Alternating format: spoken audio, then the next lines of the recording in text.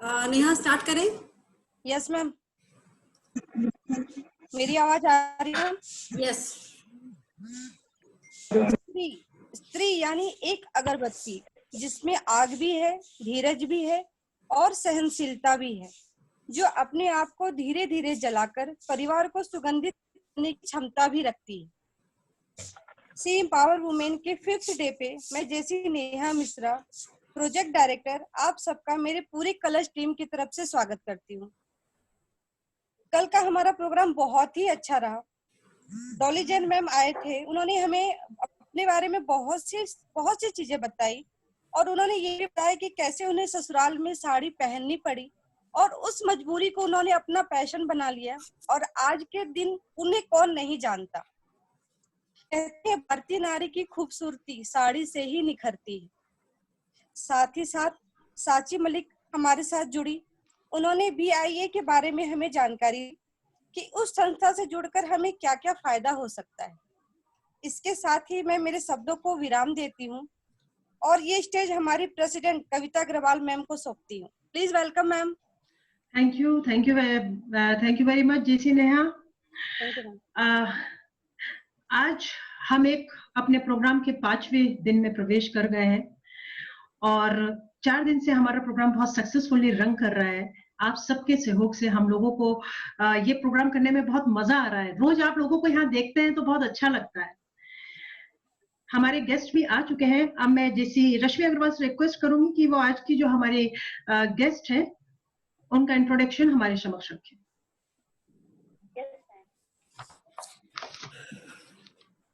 Thank you president ma'am, thank you Kavita ma'am. मैं जैसी Rashmi Agarwal, I am audible ma'am?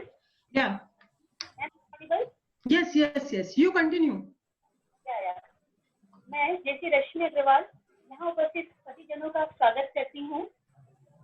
ये तो मेरी खुशकिस्मती है जो आज मुझे हमारी विनम्र गेस्ट मिसेस लक्ष्मी सिंगला के बारे में शब्द बोलने का मौका मिला है। ये पंक्तियां हमारी गेस्ट की पूरी पर्सनालिटी का वर्णन करती हैं। माना कि पहुंच गया हूँ सफलता की ऊंचाइयों पर आज मैं, माना कि पहुंच गया हूँ कि ऊंचाइयों पर आज मैं, लेकिन लोगों के दिलों में उतरने का हुनर आज भी रखता हूँ। मैम एक पारिवारिक महिला है और अपने परिवार के साथ रहते हुए मैम ने अपनी हॉबी क्लासेस 19 साल तक घर से ही चलाई हैं। मैम ने अपने 2 बच्चों को संभालते हुए अपने व्यवसाय को शिखर की चोटी तक पहुंचाया है। अपने कॉलेज की पढ़ाई के दौरान ही मैम ने रेडियो अनाउंसर का काम भी किया है। फिर कुछ समय तक इन्होंने न्यूज रीडिंग का भी काम किया। अपने नाम के अनुरूप इन्होंने अपने आप को लक्ष्मी रूप में चरितार्थ किया है।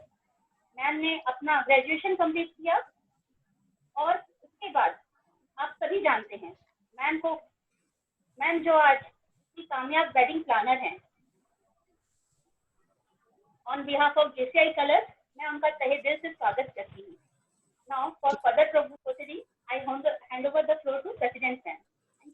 थैंक यू जैसी रश्मि।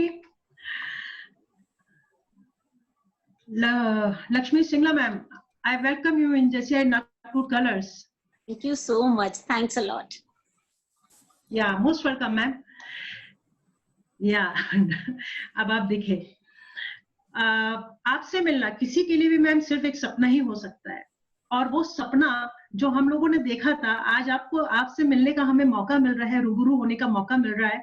तो ये सिर्फ हमारे लिए जैसे नागपुर कलर्स के लिए नहीं बल्कि हमारे जितने व्यूवर्स जूम पर हैं और जो भी फेसबुक पर हमको लाइव देख रहे हैं उन सबके लिए एक गोल्डन अपॉर्चुनिटी है कि हम इतनी बड़ी हस्ती से रूबरू हो रहे हैं। I welcome you ma'am. अब मैं जैसी रेणुका वर्मा मैम से रिक्वेस्ट करती हूँ कि वो मैम से आगे की बातचीत करें। कविता मैम उसके पहले हमारे बीच में बहुत सारे डिग्निटरीज हैं। एक बार ओके मैम। या sorry. ZVP Devesh Patel sir, मैं आपका यहाँ पर स्वागत करती हूँ। जोन डायरेक्टर जैसी अंजू जस मैम, मैं आपका यहाँ पर स्वागत करती हूँ। प्रेसिडेंट शालू केडिया मैम, मैं आपका यहाँ पर स्वागत करती हूँ। And JCs and non JCs members, all of you are welcome in JCI Nagpur Colors. Anybody else?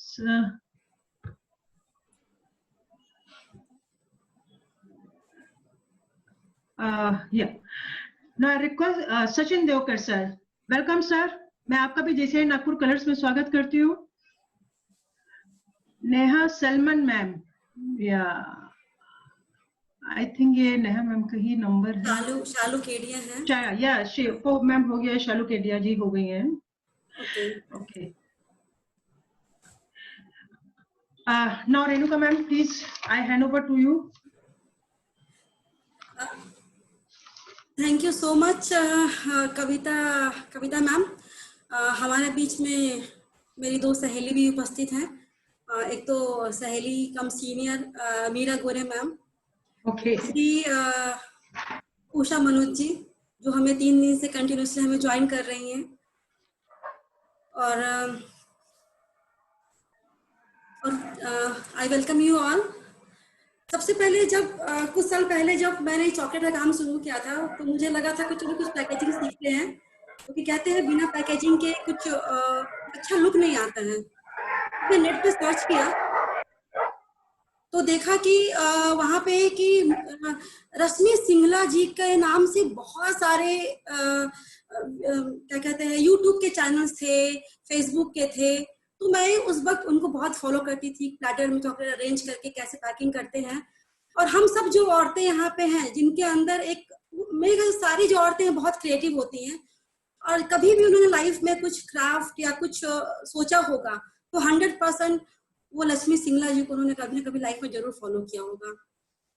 एक बहुत ही प्यारी मुस्कान की धनी, जैसे हमारी जो आज की जो रश्मि है उन्होंने बोला कि लक्ष्मी के अनुरूप, कहते हैं लक्ष्मी रूपी मुस्कान और साथ में लक्ष्मी जी का इनको वरदान. जिस चीज को छू लेती हैं वो सोना बन जाता है, जिस चीज को हाथ लगा लेती हैं वो बिल्कुल सच के ऐसे हो जाता है जैसे वो पहले कभी रहा ही नहीं हो. मतलब इतना खूबसूरत, इतना बढ़िया. तो मैम जैसे और सबसे पहले जब मैंने मैम को फोन किया, मतलब जब हम इस प्रोग्राम को डिजाइन कर रहे थे तो सबसे पहले मैंने कॉल किया था लक्ष्मी सिंगला मैम को, क्योंकि बहुत सालों से मेरी इच्छा थी कि मैम से कभी मैं मिलूं. और ये इच्छा मेरी अब जाके पूरी हुई. और लक्ष्मी सिंगला मैम ने एक बार में बोला कि ठीक है. कुछ नहीं पूछा, उनको मैंने बताया मैम ऐसी बात है, उन्होंने बोला कि ठीक है. तो पहले जब इन्होंने मुझे हाँ बोला तो शायद मेरे जो मोटिवेशन इतना बढ़ गया. उसके बाद डॉली जैन, उसके बाद में जो संध्या जी आई, संगीता जी आई, तो शायद इनके एक कहते हैं ना कि लक्ष्मी वरदान, तो मेरी सोच को भी ना इतनी ज्यादा उसके लक्ष्मी मिलती चली गई, यश मिलता चला गया और आज ये इतना खूबसूरत ढंग से ये प्रोग्राम डिजाइन हुआ. तो लक्ष्मी मैम मैं आपसे अब चाहती हूँ कि जो हमारे मेंबर्स हैं वो आपको जो है अब सुने, क्योंकि मैं बहुत बोल चुकी हूँ और मैं चाहती हूँ कि आगे की जो बातें हैं हम आपके मुख से ही सुनना चाहते हैं. तो सबसे पहले मैम बताइए कि आप अपनी फैमिली के बारे में बताइए. जी रेणुका जी, सबसे पहले तो बहुत बहुत धन्यवाद आपका. आपने मुझे जैसे कलर नागपुर से जुड़ने का मौका दिया. कविता जी, नेहा जी, रश्मि जी, आप सभी को 4 दिन से देखते हुए मैं इतना आपसे अटैच हो गई हूँ ना, ऐसा लगता ही नहीं कि मैं आपसे कभी मिली ना हूँ. ऐसा लगता पता नहीं हम कब से फ्रेंड्स हैं. मुझे बहुत अच्छा लग रहा है आप सबसे बात करके और मिलके. मैं आपको अपनी लाइफ की स्टार्टिंग से बताती हूँ. जैसे मैं शुरू से ही बहुत क्रिएटिव थी और मेरे फादर थोड़े से कंजर्वेटिव नेचर के थे, तो वो हमें इतना अलाउ नहीं करते थे सब कुछ करना जैसे पुराने टाइम के होते हैं पेरेंट्स. लेकिन मेरी मम्मा जो कि ज्यादा पढ़ी लिखी नहीं थी, सिर्फ 5th क्लास पास थी, लेकिन वो बहुत ही मॉडर्न व्यू थी और वो हमेशा मुझे कहती थी कि बेटा अपनी लाइफ में आपको इंडिपेंडेंट होना है और अपने पैरों पे खड़ा होकर खुद कमाना है. चाहे आपकी शादी ऐसी जगह हो जहाँ आपको जरूरत ना हो तो बहुत अच्छी बात है, लेकिन अगर आपको लाइफ में कभी भी नीड हो और आपको ऐसा लगे कि आपको कुछ करना है तो आप कर पाओ. तो मीन्स कि उनको था कि हम अपने अंदर इतना हुनर भर लें कि कभी भी हमें लाइफ में जरूरत हो तो हमें किसी के आगे ऐसा ना होना पड़े कि हमारे को कुछ नहीं आता या लाइक ऐसे. अच्छा मैम, ये आपने जब पहले तो आपने रेडियो अनाउंसर का काम किया, फिर आपने टीवी में न्यूज रीडिंग भी की, तो और अभी ये जो आप वेडिंग डिजाइनर हैं, आर्टिस्ट हैं, तो ये एकदम से स्विच ऑन कैसे कर लिया, उस जगह से उठ के आप इसमें आ गई, और वो आई थिंक वो उसमें आपको इतनी पहचान नहीं मिली जिसमें इतनी पहचान मिली, और वो सब कुछ पीछे छूट गया। उसका ऐसा रहा कि जब मेरे पापा हमें बहुत ज्यादा चीजें करना अलाउ नहीं करते थे, लेकिन मम्मा इनकरेज करती थी। तो मैं जैसे स्कूल टाइम में जो थोड़ा बहुत सीखते थे, जैसे जब जो चीजें हुआ करती थी वो मैं सीखती थी थोड़ा बहुत। मम्मा छुप छुप के मुझे हेल्प करती थी, ऐसे चुपचाप पकड़ा दिए तू ये सीख ले, तो बड़ा मैंने कुछ कुछ सीखती रही मैं। फिर मैं कॉलेज में आई, तो कॉलेज में मेरा फ्रेंड सर्कल ऐसा बना, मेरी 2-3 फ्रेंड्स थी जो जिनको रेडियो टीवी का बड़ा शौक था, और वो देखने में बहुत सुंदर भी थी। और मैं अपने आप को कभी भी ऐसा उस प्लेटफॉर्म पे नहीं लगी कि मैं सुंदर हूँ या वैसे, मुझे बड़ा, मैं नॉर्मल सी लड़की थी, तो मैं थोड़ा सा फील करती थी। मुझे लगता था कि हाँ ये लोग तो निकल जाएंगे, मैं शायद ना कर पाऊँ। तो फिर होते होते हम लोग जैसे आकाशवाणी के और दूरदर्शन के चक्कर काटा करते थे कि हमें कोई मौका मिले, कुछ समझ में आए कि कैसे वहां पर एंट्री की जाए। तो फिर हमें पता चला कि वहां पर अप्लाई किया जाता है। तो हमने वहां पे रेडियो अनाउंसर के लिए, जैसे आजकल जिसको रेडियो जॉकी बोलते हैं, तब अनाउंसर बोला करते थे, और एंकरिंग के लिए और न्यूज रीडिंग के लिए और ड्रामा ऑडिशंस के लिए, इस तरह के लिए मैंने काफी जगह अप्लाई किया। और फिर धीरे धीरे कई जगह तो मैं रिजेक्ट भी हुआ शुरू में, कई जगह फिर रीअप्लाई किया। तो होते होते मैंने ऑलमोस्ट सारे वहां के टेस्ट क्वालिफाई कर लिए। मैं रेडियो अनाउंसर बन गई, ड्रामा आर्टिस्ट बन गई, और न्यूज रीडर भी बन गई। और न्यूज थोड़ा सा मेरे लिए सबसे डिफिकल्ट था, क्योंकि न्यूज का टेस्ट बहुत मुश्किल था। वो मैंने कई सारे अटेम्प्ट में पास कर पाई थी मैं। उनमें पहले रिटर्न टेस्ट होता है, फिर उसके बाद में उसका ऑडियो टेस्ट होता है, ऑडिशंस होते हैं, फिर उसके बाद में इंटरव्यू। तो वो लोग बहुत अप्लाई करते हैं और बहुत लिमिटेड लोगों को लेते हैं वो लोग। जैसे मैंने देखा परसों आरजे मोना भी बता रही थी कि आरजे बनना इतना आसान नहीं है, तो सही में बहुत आसान नहीं है, काफी डिफिकल्ट टेस्ट है ये। मैम मतलब आप मतलब ऑलमोस्ट 3 दिन से हमारे साथ में हैं, 3 दिन से ज्यादा आप 3 दिन से हमारे साथ में हैं, और आप समझ लो कि मैम कितनी डाउन टू अर्थ है कि 3 दिन से हमारे साथ जुड़ी है और हमें पता भी नहीं चला। कल मुझे मालूम चला था कि मैम हमारे साथ जुड़ी है, कल शाम को जब मैम से मेरी बात हो रही थी। अच्छा मैम, तो जैसे जी मैम, जब आपने वो छोड़ा, जी मैं ये बोल रही थी कि जैसे अपनी जैसी इंस्पिरेशनल जो मेरे को लगता है लेडीज हैं, उनके बारे में जानना बहुत अच्छा लगता है कि कैसे कैसे लोगों की स्ट्रगल रही है। तो मेरे को बहुत जरूरी सुनना था उनको कि वो लोगों ने कैसे अपनी स्ट्रगल करी और कैसे आज पहुंची। इसलिए मैं सब कुछ सुन रही थी, और मैं आगे भी सब कुछ देखूंगी। बिल्कुल मैम, बिल्कुल आप जो सोच रहे हैं बिल्कुल सही होता है, क्योंकि जब हम सब एक साथ मिल जाते हैं, जब तो वो हम जगमगाहट आती है। जब सबको जानते हैं, मिलते हैं, जुलते हैं, तो एक अच्छा ऑरा बन जाता है। अच्छा मैम, फिर ये कैसे आपका दिमाग में आया, कैसे आपको आइडिया आया कि अब ये सब छोड़ के मैं कुछ अपना अलग काम करना शुरू करती हूँ, और फिर क्या क्या सोचा आपने उस वक्त, और कब की बात है ये? मैं कॉलेज टाइम में तो ये सारा कुछ करती रही। उसके बाद में जब मेरी शादी हुई तो मेरे को ये सब कुछ छोड़ना पड़ा, क्योंकि मैं शादी के बाद जहाँ शिफ्ट हो गई थी वो जगह बहुत ही दूर थी जैसे, और जो रीचेबल चीजें थी उनसे बहुत दूर थी। वहां ना ज्यादा ट्रांसपोर्टेशन फैसिलिटीज थी, ना जहाँ वहाँ लोग रहते थे, तो वो मेरे लिए बड़ा डिफिकल्ट था। तो मैं जॉब भी करती थी उस टाइम पे, तो मैंने जॉब भी छोड़ी और रेडियो टीवी मुझे छोड़ना पड़ गया, जो मेरे लिए बड़े ही दुखदायी था, क्योंकि वो मेरा पैशन था, मेरे को बहुत मुश्किल से अचीव हुआ था। बट फिर भी चलो जो था। फिर मेरी डॉटर हो गई, तो डॉटर हुई तब तो बिल्कुल ही मुश्किल हो गया, क्योंकि उसको केयर करने वाला कोई नहीं था। तब मैंने सोचा कि मैं जो मेरी हॉबीज रही हैं, जो मैं क्रिएटिव शुरू से करती रही हूँ, जो मम्मी ने मुझे इतना सब सिखाया, जो सब किया, तो क्यों ना मैं उससे आगे बढ़ाऊं अपने आप को। तो मैंने अपनी पूरी लिस्ट बनाई लंबी सी कि मुझे क्या क्या आता है। और उस टाइम पे मम्मी भी मुझे सपोर्ट करती थी और हमेशा कहती थी, बेटा देखो आप अब मेहनत करोगे, अगर सफलता एक दिन में आपको कभी नहीं मिलेगी पर एक दिन जरूर मिलेगी।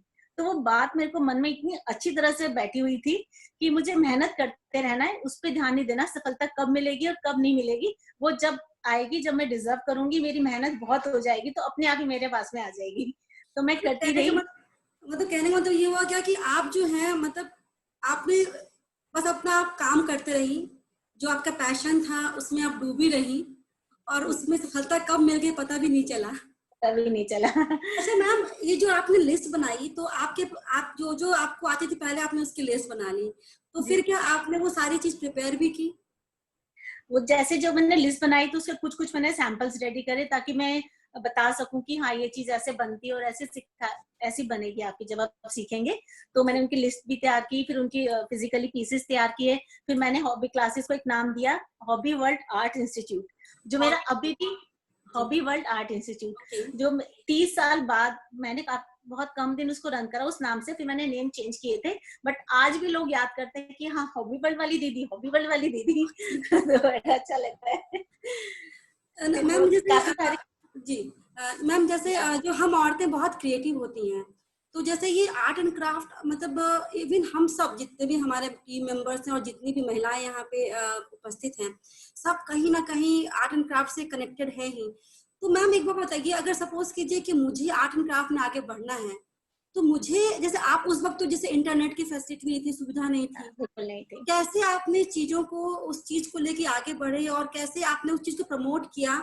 और जैसे आप काफी यूट्यूब पे आपका काफी छाई रहती हैं, आप सोशल मीडिया में भी काफी छाई रहती हैं, तो कैसे आपने सब चीजों को मैनेज किया और उसका क्या बेनिफिट मिला आपको? जैसे जब हम उस टाइम पे जो काम करते थे उसके लिए तो हमें कोई रेफरेंसेस नहीं मिला करते थे, वो हम अपने तरीके से करते थे और लोग उसको पसंद करते थे तो वो लोग सीख लेते थे और बनाते थे। ऐसे होते होते मुझे रिकॉग्निशन बहुत पहले तो नहीं मिला और बहुत जल्दी भी नहीं मिला। 8-10 साल में काम करती रही, उसके बाद में थोड़ा सा जैसे यहाँ पे हैबिटेशन बढ़ गई, लोग रहने आने लग गए जिस एरिया में मैं रहती थी, तो फिर लोगों ने पहचानना शुरू किया। तो उसमें मुझे कम से कम 10 साल लग गए जब मेरी अपनी थोड़ी सी अच्छी पहचान बनाने में। जब 10 इयर्स हो गए, 2000 की बात है ये तकरीबन, तब मेरे को मैगजीन्स वगैरह से ऑफर्स आए, जैसे गृह शोभा मैगजीन है, वुमेन्स की पॉपुलर मैगजीन है, उसने मुझे बहुत बड़ा प्रोजेक्ट दिया दिवाली डेकोरेशन का।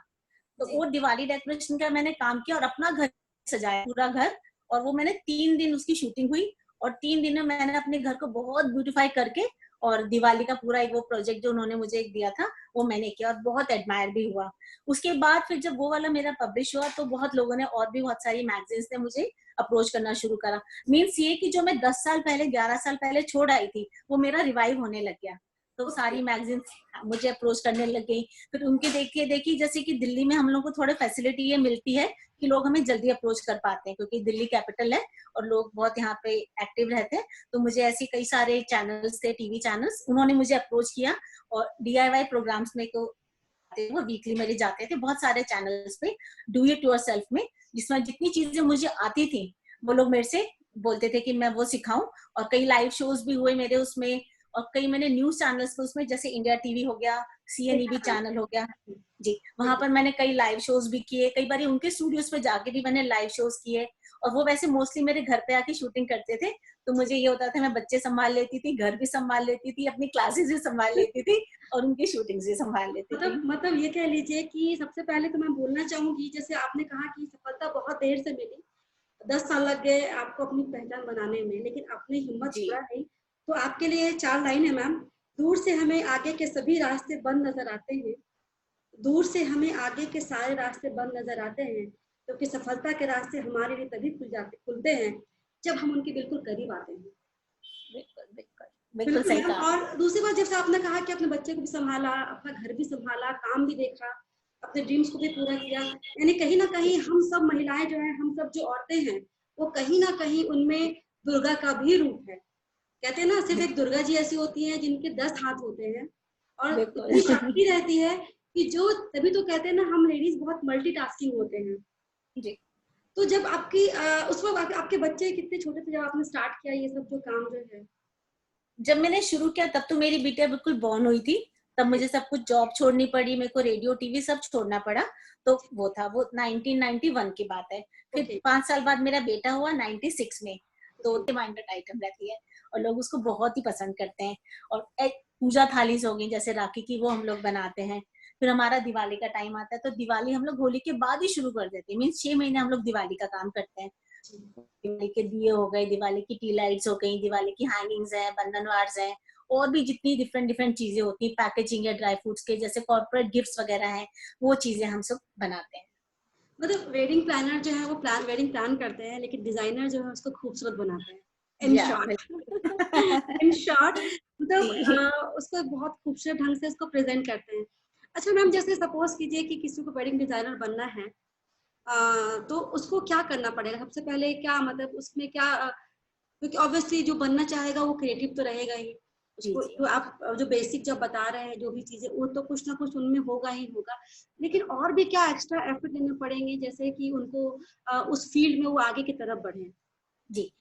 जैसे अगर इस फील्ड में जो मैं करती हूँ उस फील्ड में अगर किसी को आने का मन होता है तो जी उसको मैं ऐसे गाइड कर सकती हूँ कि या तो वो जहां भी रहते हैं वो जी वहां पर ऐसा कोई अगर इंस्टीट्यूशन है जहाँ पे वो थोड़ी पैकेजिंग सीख सके, गिफ्ट पैकिंग का, तो बहुत अच्छा रहेगा।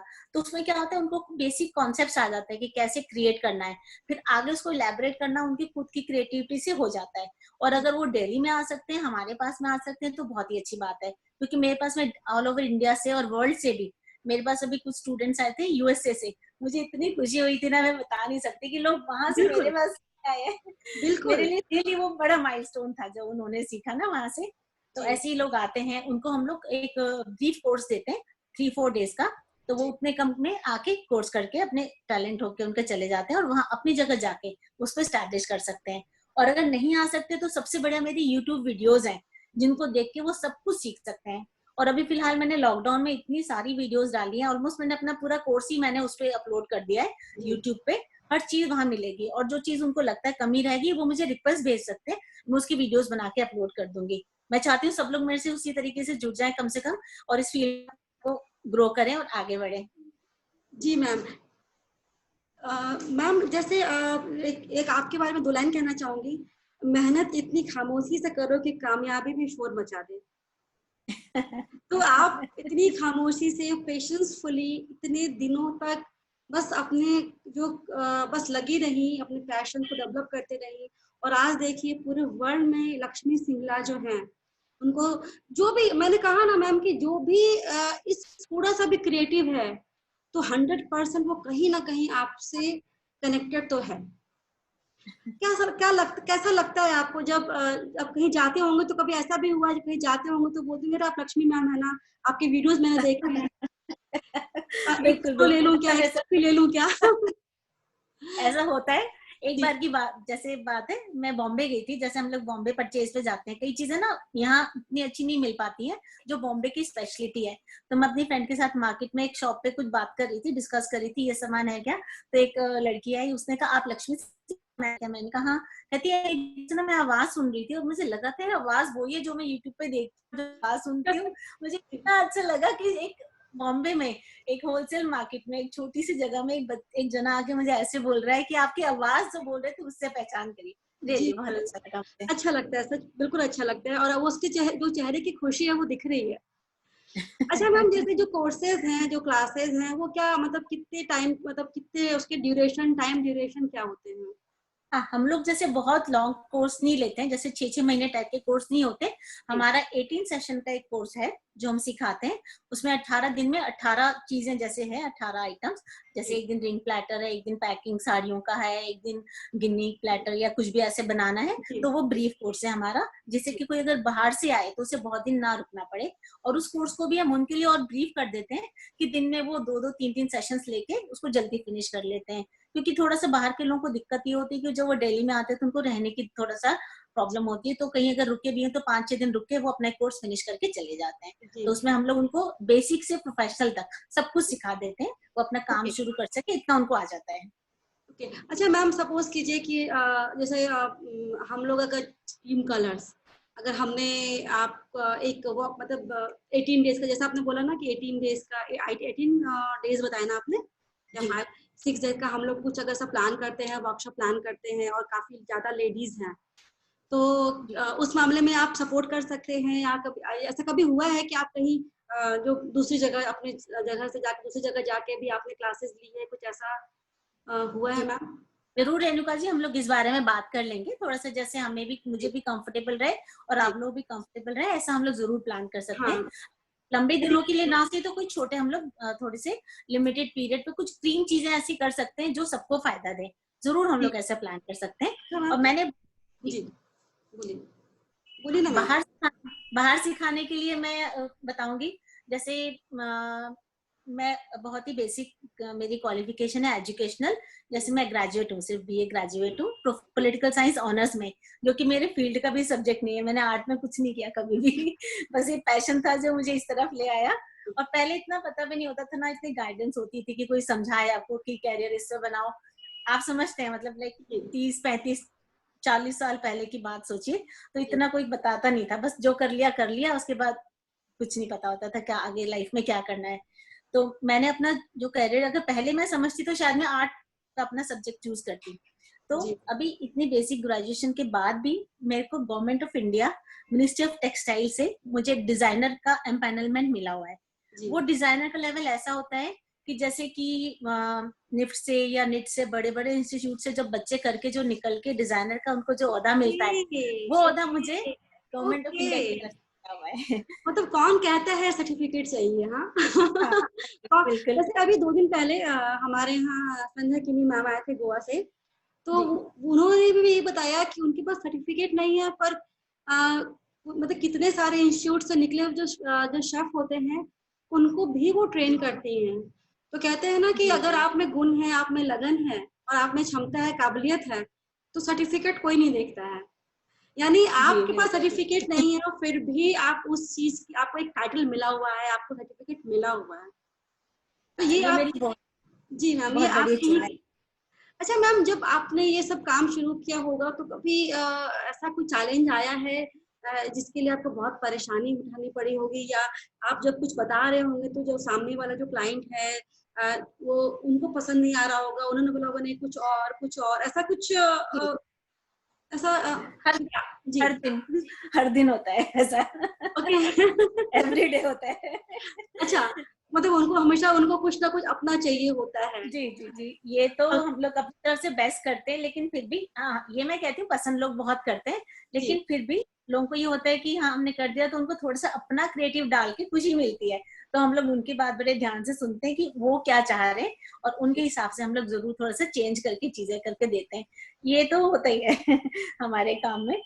और जहां तक डिफिकल्टीज की बात है, तो डिफिकल्टीज मैंने सबसे ज्यादा तब फेस की थी जब मैं गवर्नमेंट ऑफ इंडिया से डिजाइनर बनी, और उन्होंने मुझे यूपी में एक बहुत छोटी सी जगह है जायस, उस गांव में मुझे भेजा। वो बहुत छोटा सा गांव है, वो शायद कहीं नक्शे पे भी शायद नहीं दिखाई देगा आपको। और वहां मैं सिखाने जाती थी कैंडल मेकिंग। तो कैंडल भी एक मेरा बहुत बड़ा पैशन था। जब मैंने ये पैकिंग शुरू करी थी, उससे पहले मैं कैंडल की बहुत डिजाइनिंग करती थी, और कैंडल बिल्कुल मतलब पैशनेटली करती थी बहुत। और मेरा जो सिलेक्शन हुआ था डिजाइनर, वो कैंडल डिजाइनर की तरह ही हुआ था। तो उस गांव में जब मैं जाती थी तब मेरे को बहुत मुश्किलें आई, क्योंकि मैं कभी घर से निकली नहीं थी, घर में हमेशा मैंने क्लासेस ली 19 साल। उसके बाद मुझे ट्रेन से भी ट्रैवल करती थी, मैं हर तरीके से ट्रैवल करती थी, और 3 ट्रेन बदल के मैं जाती थी, क्योंकि तब इतनी फैसिलिटीज भी नहीं थी। ये 2005-06 की बात है। तब वहाँ जो गाँव था वहाँ रीचेबिलिटी कुछ नहीं थी, और बहुत ही टफ कंडीशंस के अंदर मैंने वहाँ पे काम किया। लेकिन बताया, क्योंकि वहाँ जो बच्चे थे, जो गरीब बच्चे थे और जो थोड़े से लो प्रोफाइल के बच्चे थे, वो आते थे वहाँ पे सीखते। वो एक एनजीओ था, तो उनमें सिखाने जाती थी मैं। 3-4 साल मैंने उनको सिखाया। तो उसके बाद जब वो कैंडल बनाते अपने वहाँ पे बेचते थे, फिर मुझे बताते थे कि दीदी हमने इतनी कैंडल्स बनाई, इतने का बेचा, और इतने खुश होते थे ना, वो मुझे एक अलग ही सुकून देता था। और मुझे लगता था वाकई में यहाँ जो मेरे अंदर की जो वो जो है, अदर देन कमर्शियल चीजें, जो मैं कमर्शियल बिजनेस और मेरा तो वो है ही है, लेकिन वो चीजें जो अंदर की खुशी देती थी, वो एक अलग ही थी। उसके लिए मेरे पास वर्ड्स नहीं, वो अलग है जी। मतलब अच्छा मैम, मैं अपने जो यहाँ पे जितने लोग बैठे हैं और जो लोग हमारे साथ नहीं भी हैं, उनकी तरफ से एक बात पूछना चाहूंगी, इतना टैलेंट आता कहाँ है आपके अंदर, कहाँ से आता है? प्लीज ऐसे मत कहिए, कुछ नहीं मतलब सच में, मतलब हर क्या नहीं आता है आपको, हर एक चीज में आप माहिर हैं, हर एक चीज, मतलब कहते हैं सर्वगुण संपन्न। नहीं ऐसा कुछ नहीं है जी, ऐसा मत कहिए, मुझे एम्बैरेसमेंट होती है, मुझे ऐसा प्लीज नहीं, ठीक है। अपनी खुशी के लिए भी किया मैंने, कुछ जरूरतों के लिए भी किया, फिर मुझे रिकग्निशन मिली, की बात है। पर प्लीज मुझे ये एक्सेप्ट करते हुए मैं थोड़ा सा वो फील करती हूँ कि दुनिया में बहुत टैलेंट है, लोग बहुत टैलेंटेड है, ठीक है, थोड़ा सा मैं भी कर लेती हूँ बस। चलिए थोड़ा सा ले लिया, कम से कम इतना रख लीजिए आप हमारी तरफ से। Thank you. अच्छा मैम, एक हमारी मेंबर है रंजना भारती, तो वो काफी उनका भी काफी आर्ट एंड क्राफ्ट का शौक है। तो हमारी तरफ से हमने उनको मोटिवेट भी किया था कि आप ऑनलाइन अपने जो भी चीजें हैं डिस्प्ले करो। रिसेंटली पूरी टीम कलर्स उनको सपोर्ट भी किया। उन्होंने अभी एक दिन का 6 डेज का सेशन भी लिया। और कभी काफी अच्छे से कर रही हैं। तो बस ये है कि मैम चाहती हूँ कि आप अपनी तरफ से उनको ऑल द बेस्ट बोलिए। मैं चाहती हूँ रंजना जी आप सुनिए, मैम आपको कुछ वो कह रही है, रंजना भारती नाम है उनका। जी जी, मैम रंजना जी, आपके लिए मेरा तो यही मैसेज है कि आप जब शुरू किया जो आपने, उसको आप आगे बढ़ते चलिए। आप पीछे मुड़ के मत देखिएगा, कहीं आप फेल भी हुए तो आप ये मत सोचिएगा क्या फेल हुए। Fail is always first attempt होता है हमारी, जो लर्निंग की तरफ होता है, फर्स्ट अटेम्प्ट टुवर्ड्स लर्निंग। तो उसको वैसे समझ के आगे बढ़िए, देखना सफलता आपके कदम चूमेगी। बिल्कुल मैम। कुछ क्वेश्चंस भी आए हैं, I think salute you ma'am. मैं आप रंजना भारती कह रहा है मैं आपके जैसी बनना चाहती हूँ। अंजू जश भी आपको बहुत प्रेज कर रही हैं। और एक सवाल आया है चेतना जोशी जी का, उनका कहना है जी कि मैम ये जो कोर्स आप लेते हैं 18 डेज का, उसका डिटेल कैसे मिल सकता है? आप मेरा नंबर ले सकते हैं, मुझे व्हाट्सएप कर दीजिएगा, मैं आपको कोर्स के डिटेल्स भेज दूंगी। मैम ठीक है, तो एक आप चैट बॉक्स में अपना नंबर भी डाल सकते हैं, आई थिंक चैट बॉक्स होगा नीचे में, तो शायद सब जिनको जरूरत होगी वो नंबर भी ले सकते हैं मैम। जी या आप जी, बोलिए, मैं और डाल देती हूँ, आप बोलिए। 987 987 1111 1111 388 388। 88। ये नंबर है मैम का। तो मैम से जो भी हेल्प चाहिए, सपोर्ट चाहिए, कुछ सीखना है, तो आप इस नंबर पे कॉल कर सकते हैं। क्योंकि जब मैम ने मुझे रिस्पॉन्ड किया तो जाहिर सी बात है आप सबको भी उतना ही रिस्पॉन्ड करेंगे।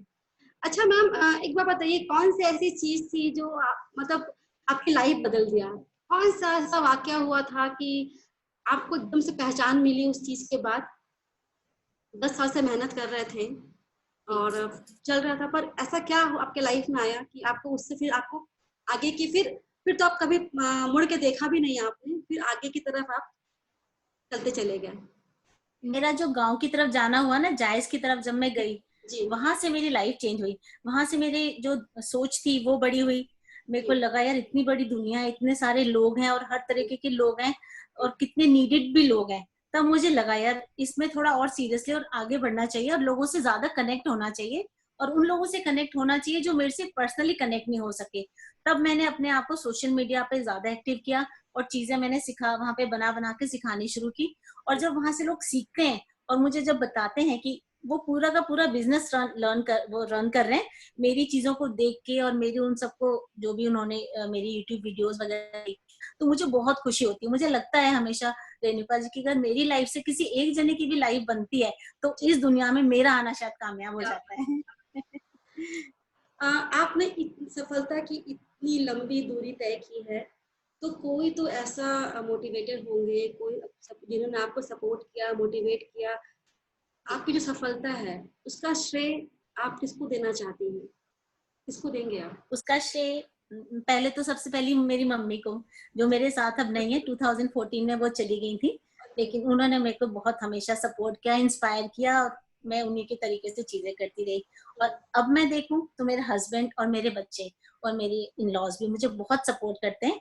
और मेरे दोनों बच्चे शिविका और सात्विक, दोनों बच्चे बहुत ही होशियार, और मैं रियली उन पे बहुत प्राउड करती हूँ। मैं और बच्चों को भी कई बार देखती हूँ तो मुझे लगता है शायद वो दी बेस्ट है। हर बात दोस्ती होगी वो वैसे, लेकिन बहुत अच्छा इनोवेटिव भी है, जजमेंट बहुत ज्यादा, जजमेंटल चीजों को बहुत लॉजिकली लेते हैं, मीन्स बहुत समझते हैं, और सही वक्त पे सही सलाह देना और सही चीजें बताना। मेरे दोनों बच्चे मेरे साथ में हमेशा खड़े रहते हैं। चलिए, मतलब सक्सेस मतलब आपके क्या श्रेय, मतलब कि आपके बच्चे, आपकी मम्मी जो है उनको आप देते हैं। अच्छा मैम, एक सवाल आया है, ऑनलाइन क्लासेस भी है क्या मैम?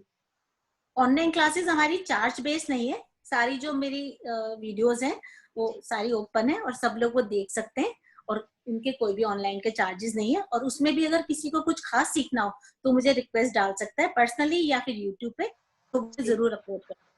क्या बात है, मतलब कि कुछ ऐसा नहीं है, अगर आपको कुछ उसमें आप जो मिल नहीं रहा है उसमें भी आप कुछ चाहते हैं तो आप मैम आपके लिए वो रेडी कर देंगे, आपको क्लासेस आपको दिख जाएगा। यस। और आप लोग जल्दी जल्दी आपने क्वेश्चंस लिखिए प्लीज। अच्छा मैम, अभी और क्या प्लानिंग्स है आपकी, और क्या सोचते हैं अभी, और क्या कुछ करना बाकी रह गया है?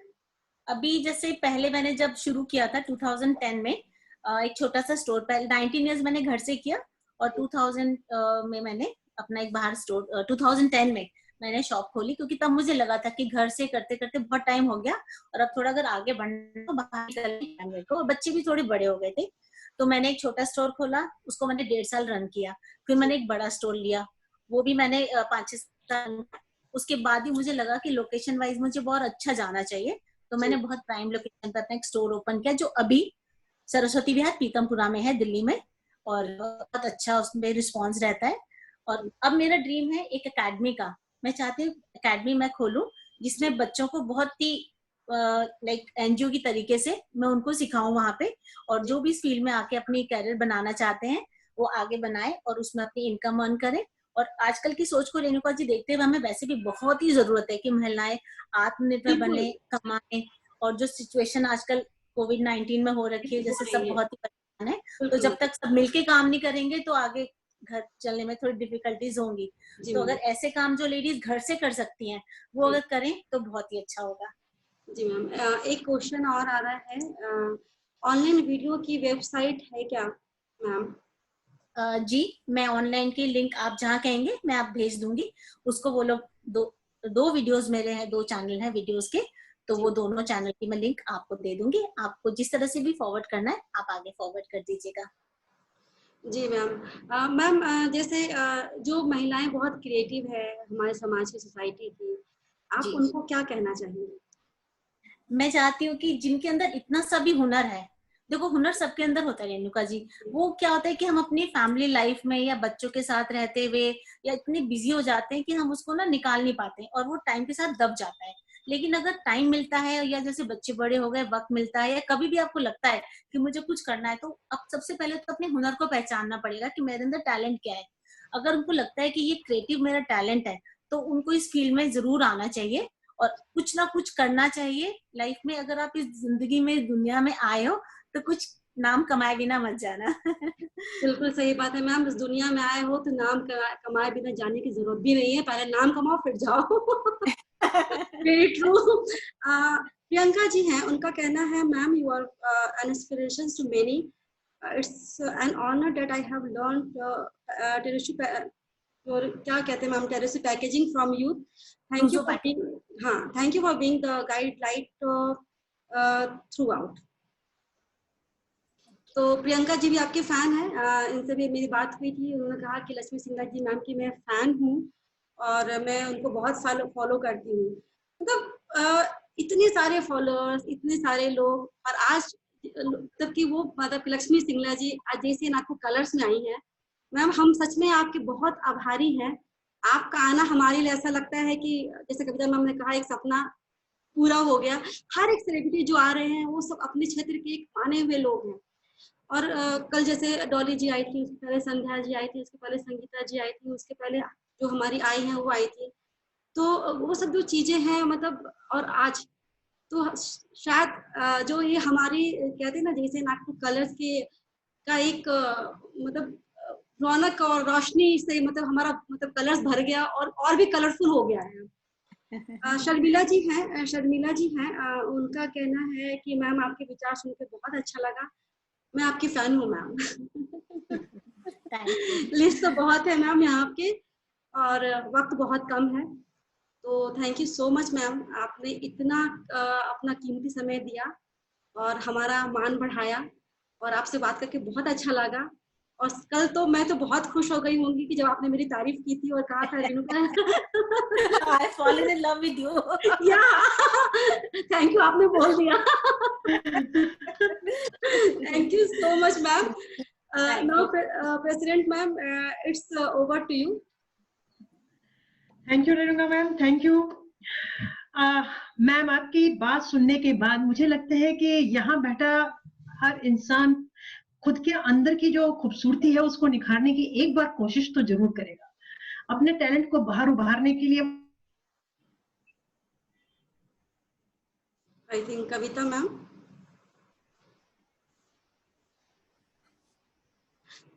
आई थिंक कविता मैम का अभी क्योंकि यहाँ पे भी थोड़ी आंधी और तूफान चल रही है, तो मैम बस मैं इतना कहना चाहूंगी कि सच में हर एक इंसान जो है उसके अंदर एक इंसान डॉली जैन और लक्ष्मी सिंह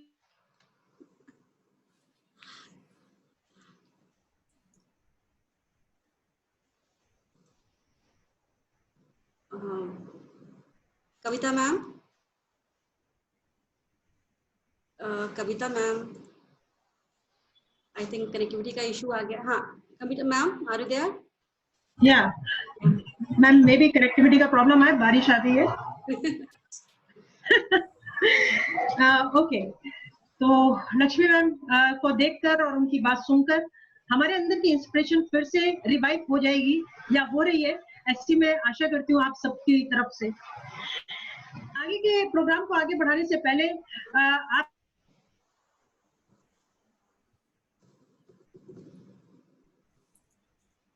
उसका आंसर कीजिए। 20 जून तक हमारा पोर्टल खुला हुआ है और बहुत सारे प्राइजेस आपका इंतजार कर रहे हैं। अभी तक आज हमारा 5th डे है। First day mister Vipin Aneja ji ने हमको स्पॉन्सरशिप दिया था, मैं एक बार फिर से उनका धन्यवाद करूंगी। Mister Harsh Mittal 2nd day, 3rd day mister Rajesh Verma, 4th day missus Neelam Sarraf और आज की स्पॉन्सरशिप हमको मिली है मिस्टर संजीव अग्रवाल से। So I am thankful to all of you कि आप लोग हमारे हर दिन के प्रोग्राम की स्पॉन्सरशिप दे रहे हैं और इसी प्रकार हमारा प्रोग्राम आगे बढ़ता जाए। प्रोग्राम को आप फेसबुक पर लाइव देख सकते हैं। इसी के साथ JCI नागपुर कलर्स का यूट्यूब चैनल है जिसको आप फॉलो कीजिए, सब्सक्राइब कीजिए और हमारे बाकी के प्रोग्राम्स भी आप उस पर देख सकते हैं। मैं रेणुका मैम से रिक्वेस्ट करती हूँ कि हमारे जो 2 अगले मेहमान आ रहे हैं, मनीषा कुलकर्णी मैम और संगीता मैम, प्लीज उनसे रूबरू कराइए। आई थिंक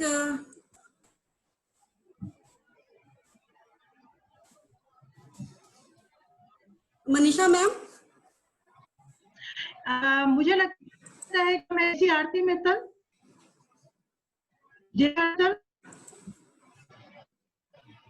आरती मैम, आप हमारे कल के प्रोग्राम के बारे में तक ऑडियंस को बताइए। Hello, am I audible ma'am? Yes, कल के प्रोग्राम के बारे में आप हमारी ऑडियंस को बताइए ma'am. Okay okay, thank you ma'am.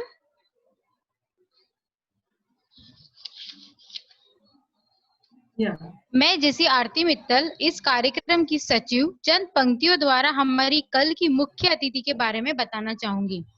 नन्ही सी चींटी जब दाना लेकर चलती है, चढ़ती दीवारों पर 100 बार फिसलती है, आखिर उसकी मेहनत बेकार नहीं होती, कोशिश करने वालों की कभी हार नहीं होती। हरिवंश राय बच्चन जी द्वारा कही इन पंक्तियों को सार्थक रूप दिया है हमारी कल की मुख्य अतिथि श्रीमती रितु जी कौशिक ने, जिन्होंने एक कुशल गृहिणी से एक प्रतिष्ठित और प्रख्यात उद्योगिका के रूप में आज समाज में अपना व्यक्तित्व स्थापित किया है। रितु जी ने एक साधारण व्यवसायिक से फ्लिप टॉप सेलर में अपना नाम कैसे दर्ज करवाया, इसी विषय के संबंध में कल हमें वो मार्गदर्शन देगी। इसी के साथ हमारी कल की दूसरी अतिथि है सानिका जी सोवानी मैम, जो कि एक प्रख्यात एक्टर है, मॉडल है एवं युवा एंटरप्रेन्योर भी है। यही नहीं, यह एक फेस टैलेंट मैनेजमेंट ऑर्गेनाइजेशन की फाउंडर भी है। ऐसे मोटिवेशनल पर्सनालिटीज से कल हमें रूबरू होने का मौका मिलेगा सेम जूम आईडी पे 3:30 बजे हम सबको मिलेगा। जिस प्रकार आपने पिछले 5 दिनों से हमारा साथ दिया है, इसी साथ की उम्मीद मैं आने वाले समय में भी आप सबसे करती हूँ। धन्यवाद। आगे के कार्यक्रम का संबोधन Kavita ma'am. Ma'am, Renuka ma'am. Yes Kavita ma'am. Manisha ji, आप मुझे दिख नहीं रहा, प्लीज आप या तो आप मुझे हैंड रेज कीजिए प्लीज, या कुछ तो वीडियोस अपने ओपन कीजिए। मनीषा जी, आपको मेरी आवाज आ रही है?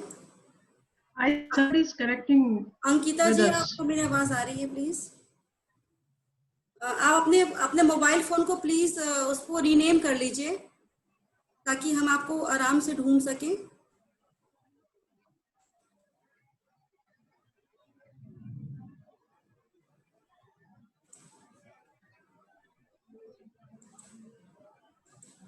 Manisha ji,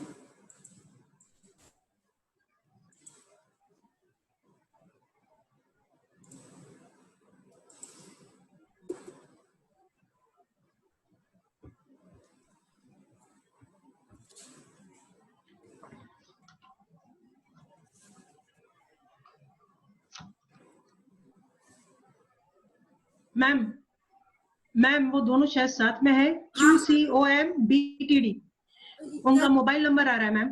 okay okay okay okay QCOMBTD। Okay okay हाँ okay okay okay ma'am, okay ma'am, yes yes yes ma'am, pin video. एक मिनट,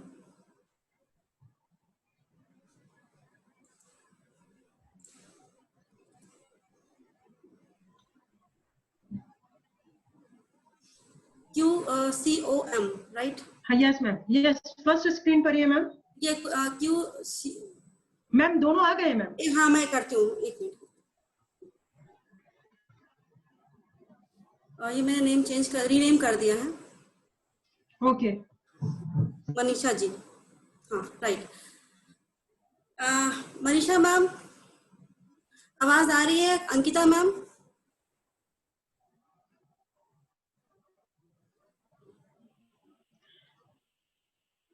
अनम्यूट कीजिए।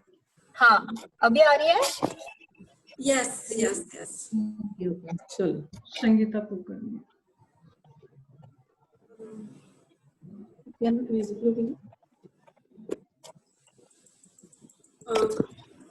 Yes hello. Yes yes yes. आज की हमारी जो दो गेस्ट हैं, मनीषा कुलकर्णी जी और अंकिता मासुरकर जी, इन दोनों के बारे में मैं क्या कहूँ। दोनों कॉर्पोरेट फील्ड में वर्किंग थे, काम कर रहे थे, 10 से 12 साल का एक्सपीरियंस था। उसके बाद उसको छोड़ के उन्होंने अर्बन गार्डनिंग के जो पैशंस को डेवलप किया, और वो डेवलप करने के बाद आज जो है उन्होंने ग्रीन गिफ्ट नाम से एक नागपुर में स्टोर ओपन किया है।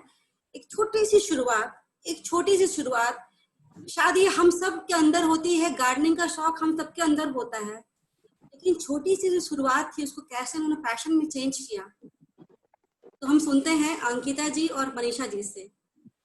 तो अंकिता जी और मनीषा जी, आप दोनों से पूछना चाहती हूँ कि ये जो अर्बन गार्डनिंग का, जैसे आप तो फ्लोर पे आप तो जमीन पे गार्डनिंग करते हैं और अंकिता जी तो टेरेस पे गार्डनिंग करते हैं, तो सबसे पहले बताइए कि जो गार्डनिंग तो सब हम करते हैं, हम भी अपने घर में गार्डनिंग करते हैं, लेकिन ये जो मोटिवेशन था आपको कि इस गार्डनिंग को एक आगे लेवल तक जाना है, उसकी शुरुआत आपने कैसे की? हेलो रेणुका जी। शुरुआत तो ऐसी हुई है कि गार्डनिंग ये शौक रहा है बचपन से जी। पहले से ही घर में काफी बड़ा गार्डन था, तो बचपन से काफी ज्यादा गार्डनिंग के साथ ही पली बढ़ी रही हूँ। फिर शादी के बाद भी एक अच्छे खासे घर में जहाँ पे काफी जगह थी, जहाँ पे गार्डन था, वहीं पे ब्याही गई, तो मेरा जो शौक था वो मैं अच्छी तरह यहाँ पे भी उसको मैं यूटिलाइज कर सकी, मैं गार्डनिंग कर सकी। तो कभी इसका ख्याल नहीं आया था, जबकि मेरे फादर नर्सरी बिजनेस में थे, तो चाहती थी तो मैं बहुत पहले से इसको एज अ करियर ऑप्शन या इसको एक मैं बिजनेस के तौर पे मैं सोच सकती थी। पर जैसे शुरू होता है ना कि हर फीमेल का, हर लड़की का एक जैसे पैटर्न बना रहता है कि एजुकेशन हो, फिर शादी हो, फिर गृहस्थी हो, तो बिजनेस थोड़ा पीछे चला जाता है कि हम शुरुआत के तो दिनों में हम यही सोचते रहते हैं कि नहीं करियर सेट हो जाए, अभी तक पढ़ाया लिखाया है पेरेंट्स ने, तो पहले अच्छी जॉब करे, करियर अपना सेटल हो जाए। तो इसमें काफी साल निकल गए जिसमें मैं जॉब वगैरह करती रही। पर जैसे होता है ना कि जब आप आपके करियर की शुरुआत करते हो, काफी सारी आप अपने लिए खुद के लिए कुछ टारगेट्स रखते हो, अपने एम्बिशंस होते हैं, तो उस हिसाब से मैं अपना मेरा सब चल रहा था। पर जब 10-12 साल का करियर हो गया, 2 बच्चे हो गए, तो एक ऐसा भी एक पड़ाव आ जाता है ना कि जब हम सोचते हैं कि नहीं अभी मुझे किसी और के लिए काम नहीं करना है, हम सोचते हैं कि चलो अभी इस मुकाम पे है कि अभी हमें खुद की सैलरी का उतना नहीं सोचना है, हम इतने स्टेबल हो जाते हैं कि चलो अभी मैं रिस्क ले सकती हूँ। तो उस एज में जब मैं आई तब वो शुरू हो गया कि चलो अब मेरा जो गार्डनिंग का जो पैशन था, कि ये वो मोमेंट मुझे लगा कि ये this is the best time to start something which I love always. ये पैशन रहा है, बचपन से करते आई थी, पहले शुरुआत ऐसी हुई कि खुद के लिए करती थी। हर कोई जो कोई आते थे, फ्रेंड्स रिलेटिव्स घर पे आते थे, तो हमेशा अप्रिशिएट करते थे, कहते थे कि मनीषा तो दिन भर का बगीचे में गुजार सकती है। तो ये अचीवमेंट रहता था। फ्रेंड्स और रिलेटिव्स को मैं कभी भी फिर गिफ्ट जब देना होता था तो मैं ऐसे ही सुंदर पेड़ पौधे तैयार करके मैं गिफ्ट देती थी।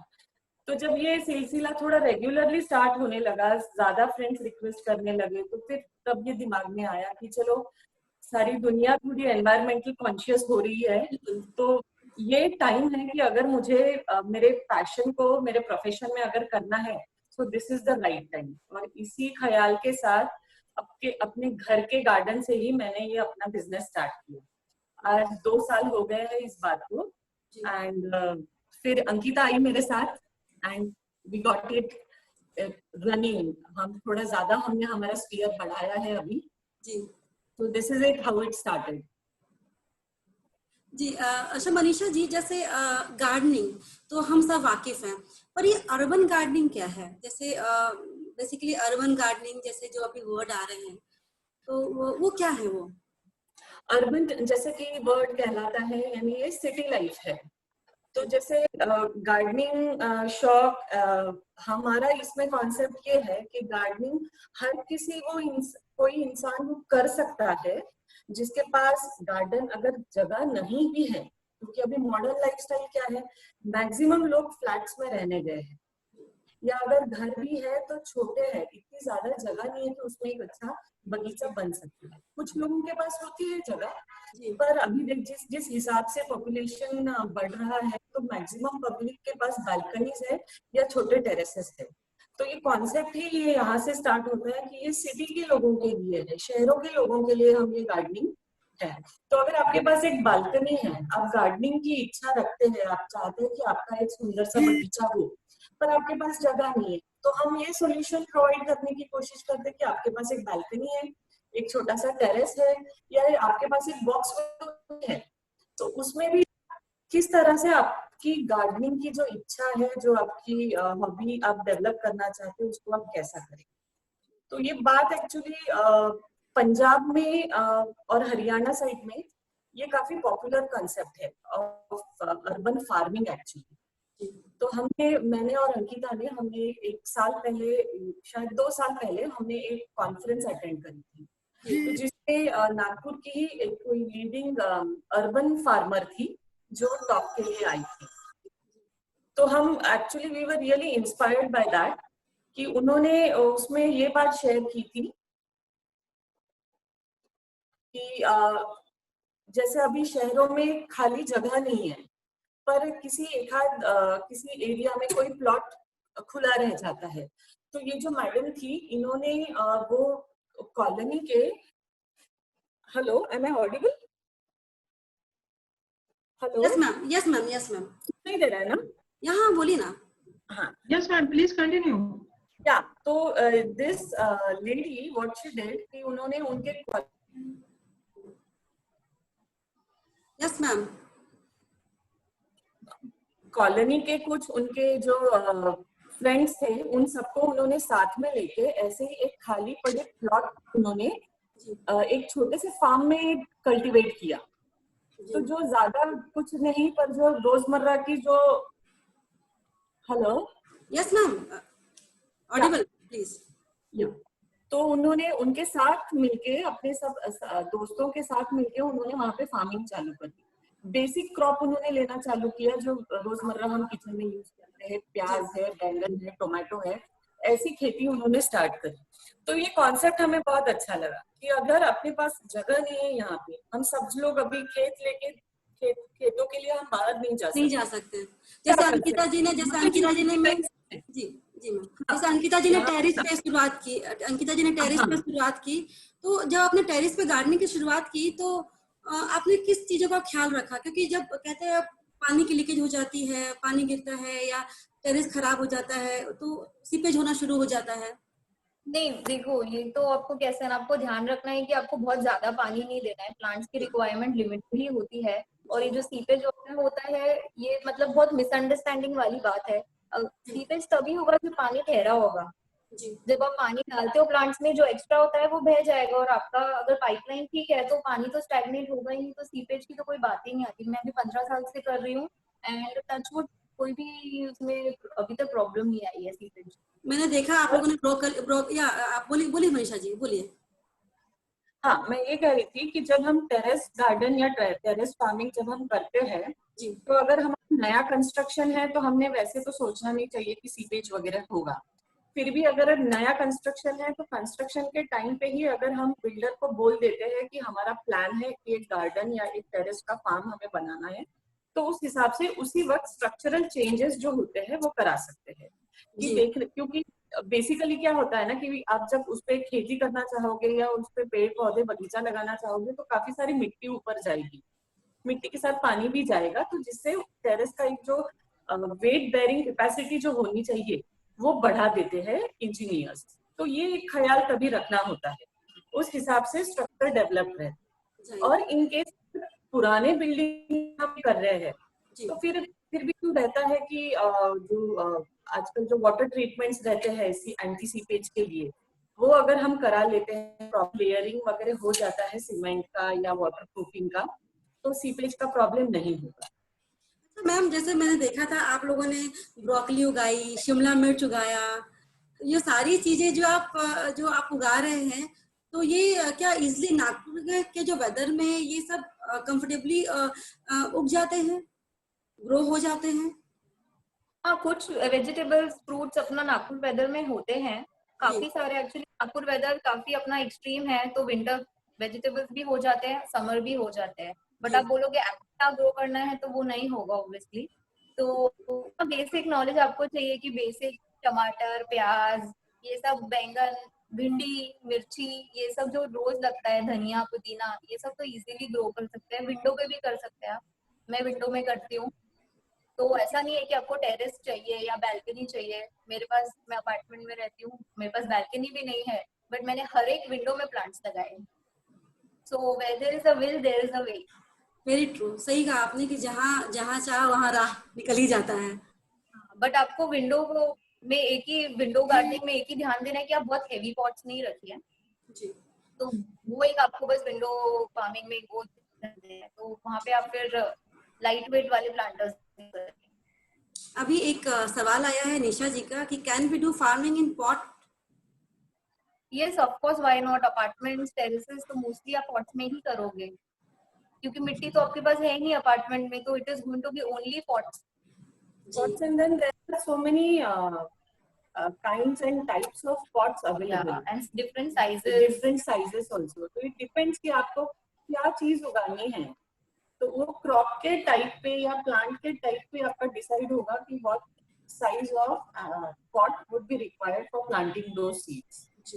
बेटर इंडिया ने शुरुआत करने के, जैसे नागपुर में सभी के पास कूलर की टैंक्स होती है जी। To start with most of the people, even हमने भी वैसे ही स्टार्ट किया कि जो डिस्कार्डेड वाटर टैंक्स होती है कूलर्स की, वो काफी होती है ये सब्जियां उगाने के लिए। तो ये चाहे तो आप नई ना खरीदे, आप किसी रद्दी वाले से उसको खरीद लीजिए and you can utilise this.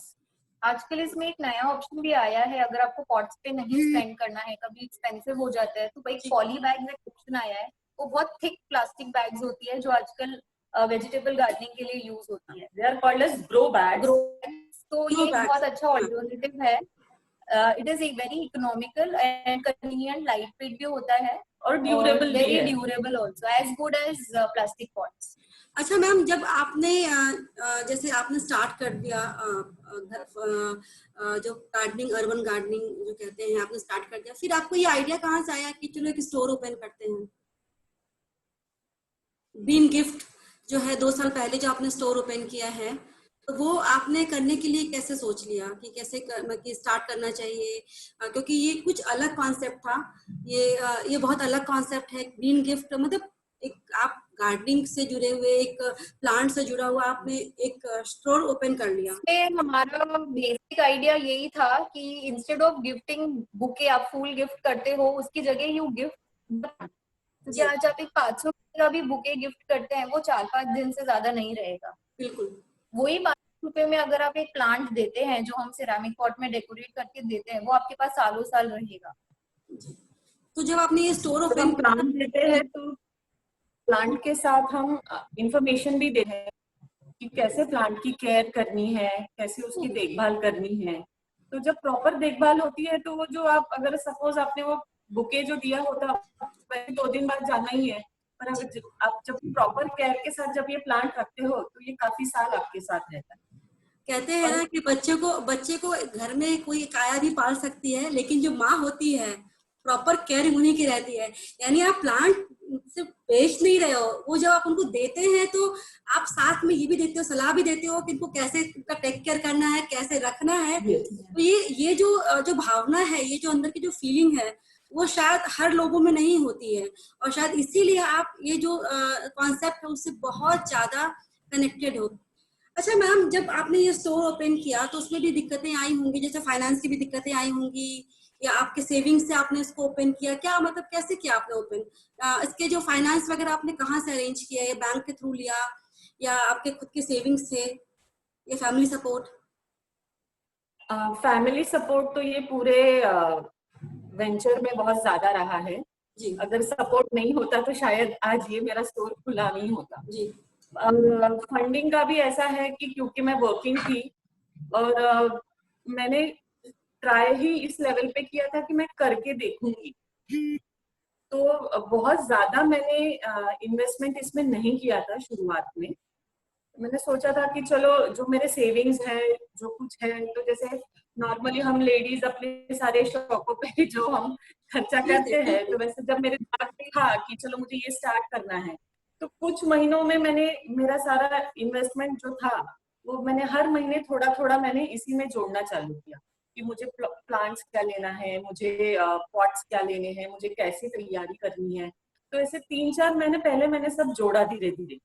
तो एक्चुअली कहा जाएगा कि ये मैंने अपने सेविंग से ही स्टार्ट किया, और जब पहले तो घर के गार्डन से ही बात आनी थी कि वहीं से लोग आते थे, वहीं से मैं उनको दे देती थी। फिर सोशल मीडिया का जमाना है, तो सब जगह हमने सोचा कि चलो ऑनलाइन जाते हैं, तो उसमें हमें we are thankful to social media, हमें बहुत ज्यादा अच्छा रेस्पॉन्स मिला है उससे जी। और उससे काफी ग्रीन गिफ्ट्स नाम आज नागपुर के काफी लोगों को याद है, and we are known for the product. इस लिए है इस बात की कि we are known for the quality of our work.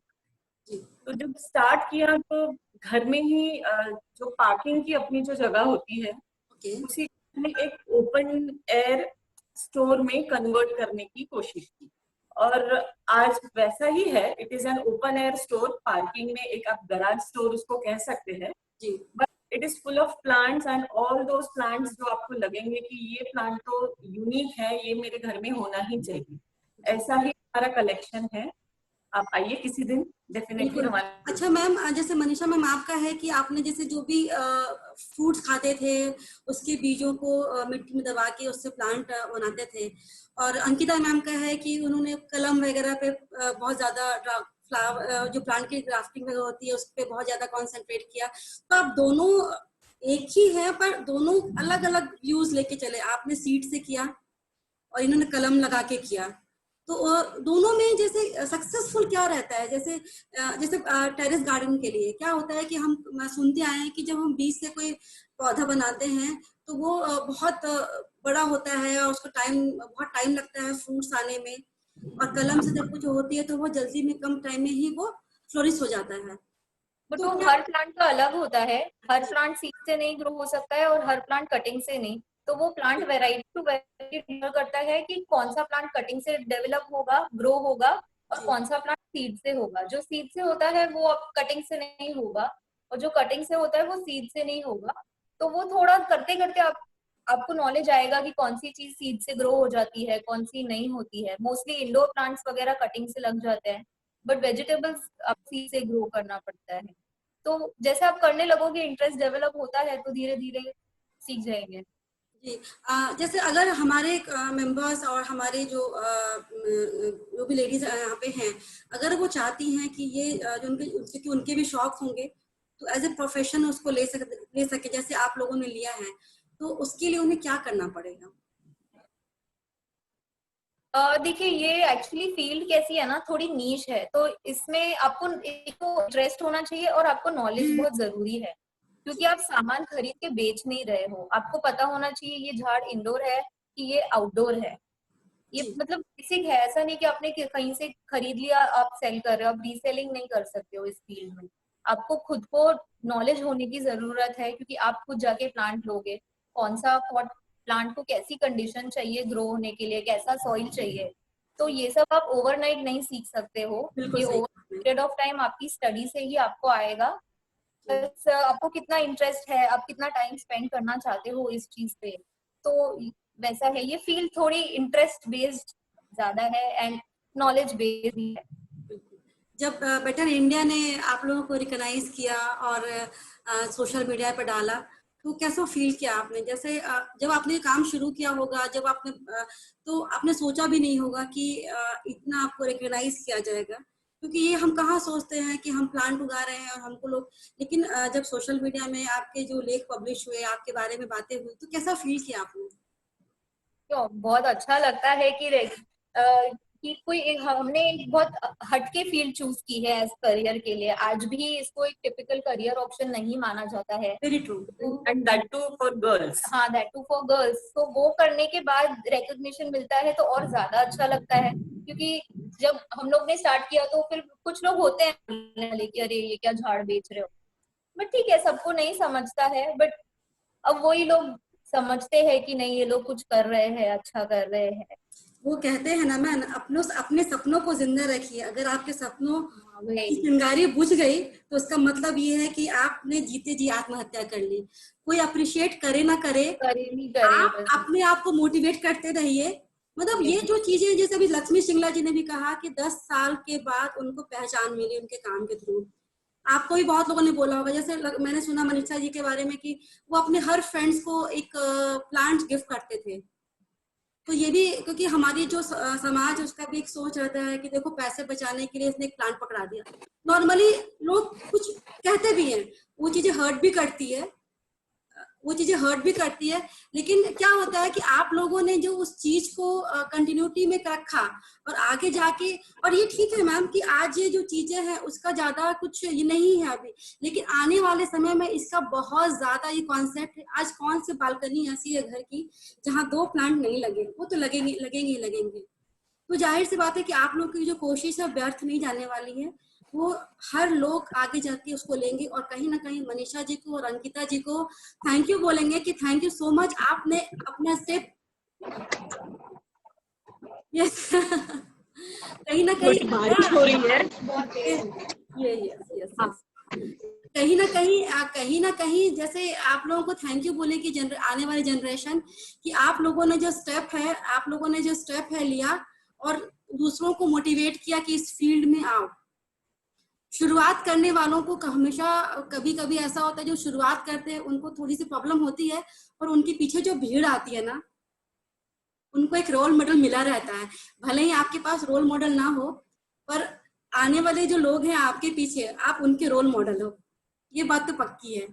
अच्छा मैम, यहाँ पे क्वेश्चन आया है कि मैम अगर टेरेस गार्डन बनाना है तो आप डिजाइन भी कर सकते हैं क्या? हाँ बिल्कुल, हम लोग टेरेस गार्डन, बैल्कनी सब डेकोरेट करते हैं। तो आपका बस हमको साइट विजिट करना पड़ेगा एक बार, फिर देख के हम लोग फिर डिजाइन करते हैं पूरा from start to end, execute भी करके देते हैं। सिर्फ डिजाइनिंग ही नहीं, प्लांट स्पॉट सब कुछ प्रोवाइड करते हैं। ओके, एक और सवाल आया है कि ma'am could you please guide us with basic of gardening. जो बेसिक गार्डनिंग होती है उसको कोई सेशंस वगैरह भी आप लेते हैं मैम? हाँ, वर्कशॉप लेते हैं हम लोग। ओके, तो वर्कशॉप के लिए हम जैसे कैसे कांटेक्ट कर सकते हैं आपको फोन? अभी कोरोना वायरस के कारण अभी थोड़ी देर वेट करना पड़ेगा, पर जल्दी हम लोग वर्कशॉप प्लान करेंगे। तो हम लोग फेसबुक पे पोस्ट करते हैं कि जब भी हमारा वर्कशॉप होता है, एक 10-15 दिन पहले से हम लोग डालना शुरू करते हैं। आप इंटरेस्टेड है तो आप एनरोल कर दीजिए। बिल्कुल मैम, एक आपका कॉन्टेक्ट डिटेल भी चाहिए लोगों को, ताकि आपसे कनेक्ट हो सके। तो एक बार आप अपना कॉन्टेक्ट नंबर जो है वो बता दीजिए। फेसबुक पेज हम लोग हमारा है ग्रीन गिफ्ट नागपुर के नाम से। Green gift Nagpur, Facebook page green gift हाँ, नागपुर। आप फॉलो करिए तो आपको नोटिफिकेशन आती रहेगी कि जब भी हमारा वर्कशॉप शेड्यूल्ड हो या जब भी हमारा न्यू स्टॉक आ रहा हो प्लांट्स का, तो आपको पता चल जाए। तो हम और सब हम लोग होम डिलीवरी भी करते हैं अभी, ओके। क्योंकि बीच में लॉकडाउन के कारण स्टोर बंद था, तो अभी हमने आप ऑनलाइन ऑर्डर करिए, होम डिलीवरी भी स्टार्ट किया है ऑल ओवर नागपुर। आप लोग जो प्लांट लवर हैं, जो आप उनको कुछ कहना चाहते हैं? जो प्लांट लवर हैं उनको कुछ कहना चाहते हैं? हाँ, बिल्कुल, आप डरिए नहीं, हम लोग से भी प्लांट्स मरते हैं, तो जब स्टार्ट करोगे काटने, एक दो प्लांट्स मरेंगे, तो डोंट बी डिसहार्टेन। आप बुरा आप डिमोटिवेट मत हुए कि प्लांट मर गया। ट्राई करिए, करते करते आएगा। हम लोग को इतना एक्सपीरियंस है, फिर भी हमारे भी प्लांट्स मरते हैं, तो शायद ये सोच के आपको अच्छा लगेगा कि हमसे भी प्लांट्स मरते हैं, बिल्कुल।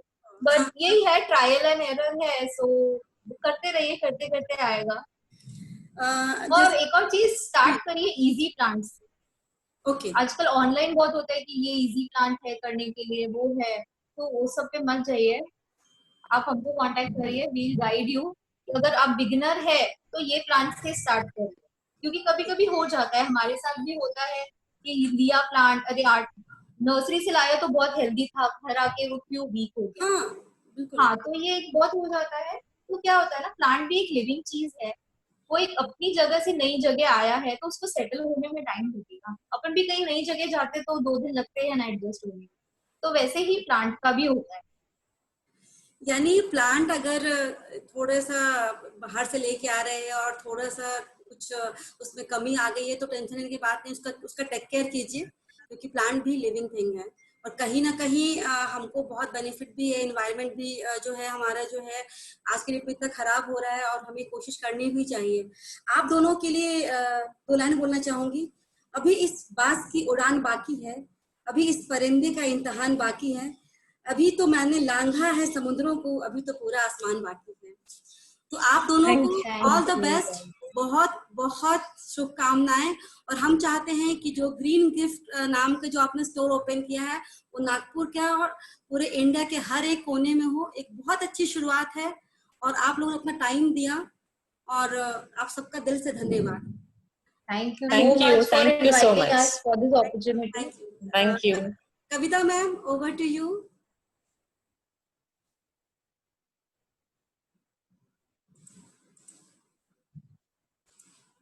कविता मैम, अनम्यूट कीजिए। Thank you Renuka ma'am. जैसा कि मनीषा मैम ने हमको बताया कि प्लांट्स भी जब एक जगह से दूसरी जगह जाते हैं तो वो भी कहीं ना कहीं थोड़े से परेशान है, तो हमें उनकी वैसे ही टेक केयर करनी चाहिए जैसे हम अपनी करते हैं और अपनों की करते हैं, क्योंकि वो हमारे घर के मेहमान हैं और हमारे घर का एक बहुत इम्पोर्टेंट पार्ट है, हमारे एनवायरनमेंट का एक बहुत बड़ा हिस्सा है, जिसकी वजह से आज हम हैं। अभी हाल ही में 5 जून को एनवायरमेंटल डे था वर्ल्ड वाइड, और हम लोगों ने बहुत सारे प्लांट्स लगाए, लेकिन लगाना एक अलग मुद्दा है और उसको टेक केयर करना एक अलग बात है। अगर हमने 2 प्लांट्स भी लगाए और वो 2 प्लांट्स भी चल गए, तो मुझे लगता है हमारा जो मकसद है वो पूरा हो गया। आफ्टर लॉकडाउन मैम, हम आपके स्टोर पर जरूर विजिट करेंगे और हमारे मेंबर्स भी आपसे मिलना चाहेंगे, क्योंकि बहुत सारे मेंबर्स चाहते हैं कि वो टेरेस गार्डन पर आपकी मदद लें और आप उसको डिजाइन करें। आप फेसबुक पर सब फॉलो करिए हमारा पेज। बिल्कुल ma'am, sure ma'am. Thank you ma'am, आपने हमें बहुत सारी ऐसी जानकारियां दी जो सच में हम लोगों को नहीं पता था कि विंडोज पर भी किस तरह से हम अपने प्लांटेशन कर सकते हैं। हम लोग बड़ी जगह ही हमेशा सर्च करते थे, छोटी छोटी जगहों को कैसे यूज किया जाता है वो आज पता चला ma'am. So we are very thankful to you ma'am. इसी के साथ मैं जैसे अंजू डोंगरे से रिक्वेस्ट करती हूँ उसका फॉर्मल वोट ऑफ थैंक्स से।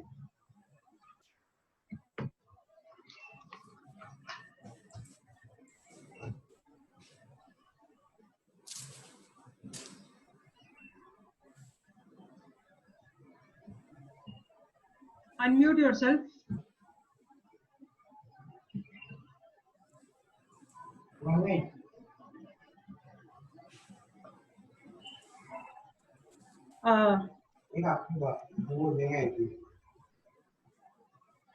Anju ji, thank you ma'am. Hello, Yes, yes, please. Hello, Yes, please आवाज आ रही continue. है मेरी? Yes. आज हमारे बीच लक्ष्मी मैम और हमें क्रिएटिविटी है उनमें और इतनी सारी चीजें उन्होंने हमें बताती है और सिखाती भी है। तो लक्ष्मी मैम, हम जरूर आपसे सारी चीजें सीखना चाहेंगे और आप हमारे बीच में आए और हमें इतनी सारी बातें बताई, हमारे प्रोग्राम में आए, उसके लिए बहुत बहुत थैंक यू। उसी के साथ हमारे बीच में आज मनीषा मैम और अंकिता मैम, तो उन्होंने हमें अर्बन फार्मिंग के बारे में बताया, जो कि रियली बहुत नया था हम लोगों के लिए और बहुत ही अच्छा कंसेप्ट है मैम। और हम लॉकडाउन के बाद जरूर आपसे आगे मिलेंगे, कि हमें भी ये चीजें आपसे सीखनी है और आप हमारे इस प्रोग्राम में, उसके लिए बहुत बहुत धन्यवाद। हमारी आईपीपी मैम रेणुका मैम को भी मैं थैंक्स कहूंगी कि वो हमारे बीच मनीषा मैम, लक्ष्मी मैम और अंकिता मैम को लेके आए और उनसे हमें आज वाकई बहुत सी चीजें सीखने को मिली। Thank you Renuka ma'am. और आज हमें हमारे इस प्रोग्राम में आए और हमारा प्रोग्राम अटेंड किया, मैं सभी को धन्यवाद देती हूँ। उसके साथ हमारी प्रेसिडेंट मैम, उनको भी मैं धन्यवाद कहूंगी कि उन्होंने इतना अच्छा प्रोग्राम हमारे अरेंज किया और इतने अच्छे तरीके से हमारे रोज आज हमारा ये प्रोग्राम इतना सक्सेसफुल रहा, उसके लिए थैंक यू मैम। हमारी पीडी स्नेहा मिश्रा और आरती मित्तल को भी मैं थैंक्स कहूंगी कि उन्होंने वाकई ये प्रोग्राम के लिए बहुत मेहनत की है। थैंक यू दीदी। और हमारी कलर्स टीम, पूरी कलर्स टीम को मैं थैंक्स कहूंगी कि उन्होंने इतनी मेहनत की और हमें सपोर्ट, हमारे ये प्रोग्राम 4 दिन के इतने सक्सेसफुल है। Thank you so much. Kavita ma'am. Thank you ma'am, thank you very much. कल हम दोबारा 3:30 बजे सेम आईडी के साथ मिलते हैं जूम पर, एक नए प्रोग्राम में, एक नए शख्सियत के साथ। Thank you very much. Meeting adjourn.